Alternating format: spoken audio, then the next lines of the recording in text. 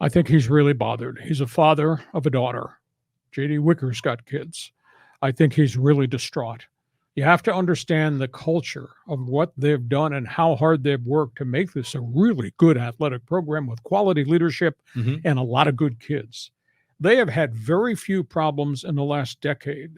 Since Brady Hoke was hired, turned it over to Rocky Long, who then turned it back to Brady. Right. They've had virtually no problems whatsoever with athletes. They've had stupid stuff like drinking, a positive marijuana test. Mm-hmm. There's never been a domestic abuse case in the decade long that I know of at San Diego State since those guys took over that program.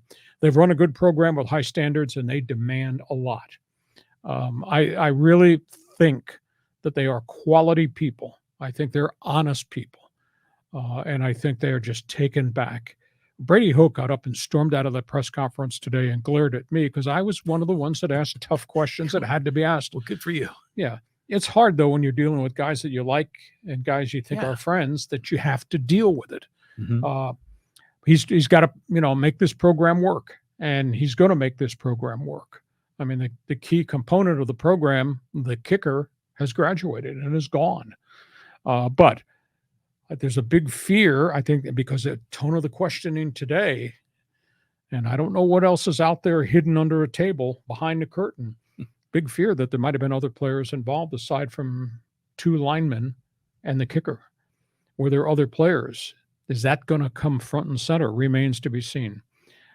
He didn't handle it really well, but to his credit, Brady Hoke came back after I made the request that those two guys come back to the press conference. He did come back 20 minutes, half hour later, and answered a whole series of football-related questions. J.D. Wicker, Brady Hoke, like Rocky Long, honorable people. And I think that for them to be dragged into this and not be able to talk about it is really troublesome for them. But they're operating under the parameters of what the police department and now the Title IX investigation at San Diego State that they've begun, they have to abide by the structure of those probes. Is it going to be a good football season? Yeah, it's going to be a good football season. Tough schedule. They got Arizona dead in front of them. And then they got Utah in week 3, which is going to be an enormously challenging game in Salt Lake City.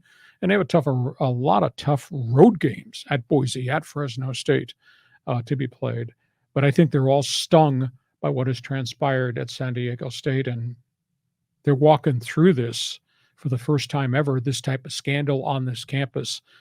So they're going to have to make their team stick together and hope there's not something else out there. Well, I mean, this has got to be really hard for Wicker, for Hoke, because to your point, they're honorable men. They're trying to run a solid, ethical program, but they can't control the actions of the athletes when they're out off campus. And, they can try to set a good example in the locker room, insist on discipline and character. But at some point, they have a lack of control here, and it makes it really hard for them in that press conference. John, this is not Baylor University. Art Briles, 17 sexual assaults over a 7-year span, and Baylor did absolutely nothing.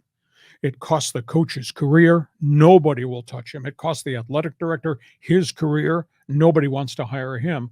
So let's separate, as bad as this is on Montezuma Mesa, from some of the other really bad scandals that we've had in college athletics. We go forward and